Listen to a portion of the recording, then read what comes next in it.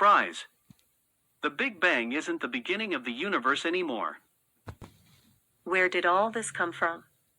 In every direction we care to observe, we find stars, galaxies, clouds of gas and dust, tenuous plasmas, and radiation spanning the gamut of wavelengths.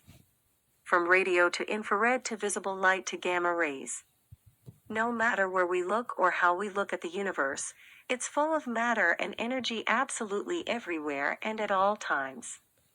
And yet, it's only natural to assume that it all came from somewhere. If you want to know the answer to the biggest question of all, the question of our cosmic origins, you have to pose the question to the universe itself, and listen to what it tells you to find out the answer.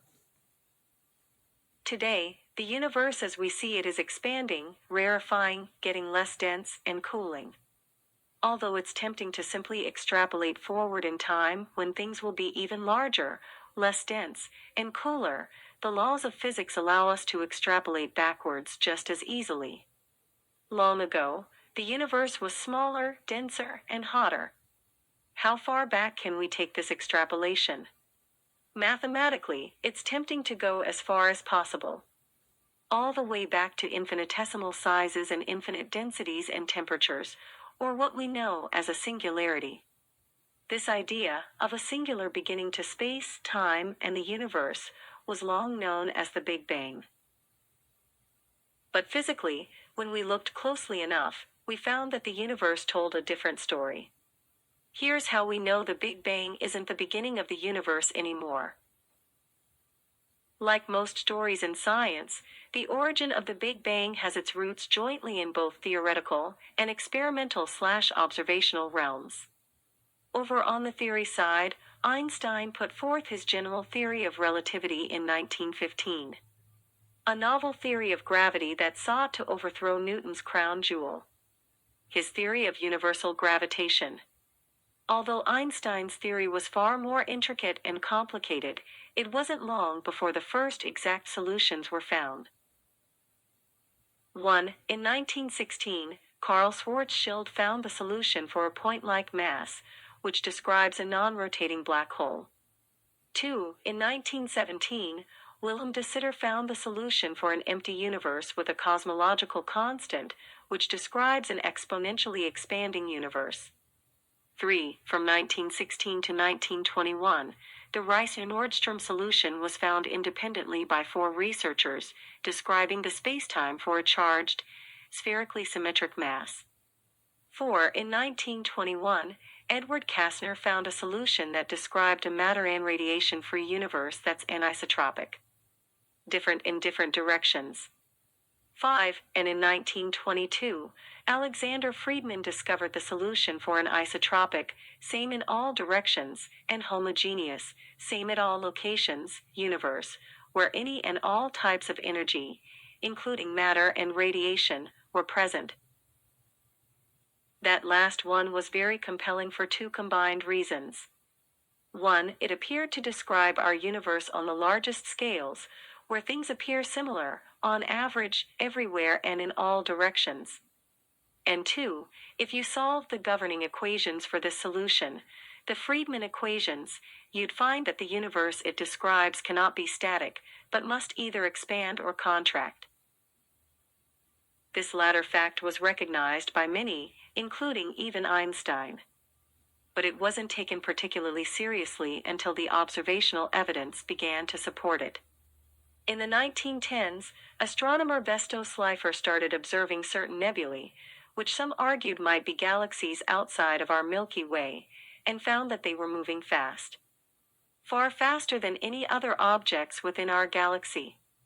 Moreover, the majority of them were moving away from us, with fainter, smaller nebulae generally appearing to move faster. Then, in the 1920s, Edwin Hubble began measuring individual stars in these nebulae, and finally determined the distances to them. Not only were they much farther away than anything else in the galaxy, but the ones found at greater distances were moving away faster than the closer ones. As Lemaitre, Robertson, Hubble, and others swiftly put together, the universe was expanding. Georges Lemaitre was the first in 1927 to recognize this. Upon discovering the expansion, he extrapolated backwards, theorizing, as any competent mathematician might, that you could go as far back as you wanted, to what he called the primeval atom. In the beginning, he realized, the universe was a hot, dense, rapidly expanding collection of matter and radiation, and everything we see around us emerged from this primordial state. Later on, this idea was developed by others to make a set of additional predictions. 1. The universe as we see it today is more evolved than it was in the past. The farther back we look in space, the farther back we're also looking in time, and so the objects we see back then should be younger, less gravitationally clumpy, less massive, with fewer heavy elements, and with less evolved structure. There should even be a point beyond which no stars or galaxies were present. 2. At some point, the radiation was so hot that neutral atoms couldn't stably form, as radiation would reliably kick any electrons off of the nuclei they were attempting to bind to, and hence there should be a leftover, now cold and sparse, bath of cosmic radiation left over from this time.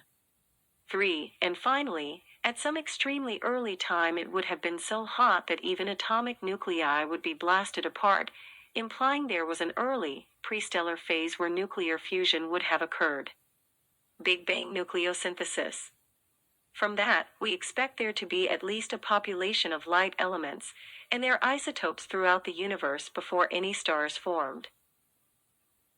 In conjunction with the expanding universe, these 4 points would become the cornerstone of the Big Bang. The growth and evolution of the large-scale structure of the universe, of individual galaxies, and of the stellar populations found within those galaxies all validates the Big Bang's predictions.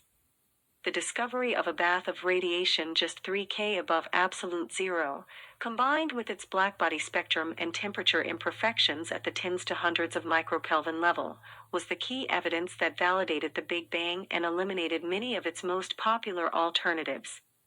And the discovery and measurement of the light elements and their ratios, including hydrogen, deuterium, helium-3, helium-4, and lithium-7, not only taught us what type of nuclear fusion occurred prior to the formation of stars, but teaches us how much total normal matter is present in the universe. Extrapolating back to as far as your evidence can take you is a tremendous success for science. The physics that takes place during the earliest stages of the hot Big Bang imprints itself onto the universe, enabling us to test our models, theories, and understanding of the universe from that time. The earliest observable imprint, in fact, is the cosmic neutrino background, whose effects show up in both the cosmic microwave background, the Big Bang's leftover radiation, and the universe's large-scale structure. This neutrino background comes to us, remarkably, from just 1 second into the hot Big Bang. But extrapolating beyond the limits of your measurable evidence is a dangerous, albeit tempting, game to play. After all, if we can trace the hot Big Bang back some 13.8 billion years, all the way to when the universe was less than 1 second old, what's the harm in going all the way back just 1 additional second? To the singularity predicted to exist at a time when the universe was 0 seconds old? The answer, surprisingly, is that there's a tremendous amount of harm if you're like me in considering making unfounded, incorrect assumptions about reality to be harmful. The reason this is problematic is because beginning at a singularity, at arbitrarily high temperatures, arbitrarily high densities, and arbitrarily small volumes, will have consequences for a universe that aren't necessarily supported by observations. If the universe were to have begun from a singularity, for example, then it must have sprung into existence with exactly the right balance of stuff in it, matter and energy combined, to precisely balance the expansion rate. If there were just a tiny bit more matter, the initially expanding universe would have already recollapsed by now. If there were a tiny bit less, things would have expanded so quickly that the universe would be much larger than it is today. And yet, instead, What we're observing is that the universe's initial expansion rate and the total amount of matter and energy within it balance as perfectly as we can measure. Why? If the Big Bang began from a singularity, we have no explanation. We simply have to assert the universe was born this way, or, as physicists ignorant of Lady Gaga call it, initial conditions. Similarly, a universe that reached arbitrarily high temperatures would be expected to possess leftover high-energy relics, like magnetic monopoles. We observe none. It would be expected to be different temperatures in regions that are causally disconnected from one another, i.e., are in opposite directions in space at our observational limits, and yet the universe is observed to have equal temperatures everywhere to 99.99% plus precision. We're always free to appeal to initial conditions as the explanation for anything, and say, well, the universe was born this way, and that's that. But we're always far more interested, as scientists, if we can come up with an explanatory for the properties we observe. That's precisely what cosmic inflation gives us, plus more. Inflation says, sure, extrapolate the hot Big Bang back to a very early, very hot, very dense, very uniform state, but stop yourself before you go all the way back to a singularity. If you want the universe to have the expansion rate and the total amount of matter and energy in it balance, you'll need some way to set it up that way. Same thing for being the same temperature everywhere. On a slightly different note, if you want to avoid high-energy relics, you need some way to both get rid of any pre-existing ones and then avoid creating new ones by forbidding your universe from getting too hot once again. Inflation does this by postulating a period prior to the hot Big Bang, where the universe was dominated by a large cosmological constant or something that behaves similarly. The same solution found by de Sitter way back in 1917. This phase stretches the universe flat, gives it the same properties everywhere, gets rid of any pre-existing high-energy relics, and prevents us from generating new ones by capping the maximum temperature reached after inflation ends and the hot Big Bang ensues. Furthermore, by assuming there are quantum fluctuations generated and stretched across the universe during inflation, it makes new predictions for what types of imperfections the universe would begin with. Since it was hypothesized back in the 1980s, inflation has been tested in a variety of ways against the alternative.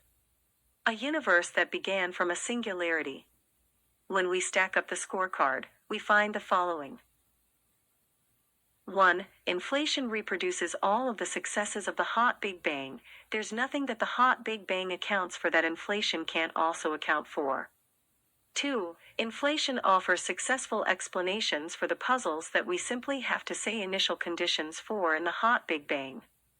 3. And of the predictions where inflation and a hot Big Bang without inflation differ, 4 of them have been tested to sufficient precision to discriminate between the two. On those 4 fronts, inflation is 4 for 4, while the hot Big Bang is 0 for 4. But where that gets really interesting is if we go back to look at our idea of the beginning. Whereas a universe with matter and or radiation, what we get with the hot Big Bang can always be extrapolated back to a singularity, an inflationary universe cannot. Due to its exponential nature, even if you run the clock back an infinite amount of time, space will only approach infinitesimal sizes and infinite temperatures and densities. It will never reach it. This means, rather than inevitably leading to a singularity, inflation absolutely cannot get you to one by itself. The idea that the universe began from a singularity, and that's what the Big Bang was, needed to be jettisoned the moment we recognized that an inflationary phase preceded the hot, dense, matter and radiation-filled one we inhabit today.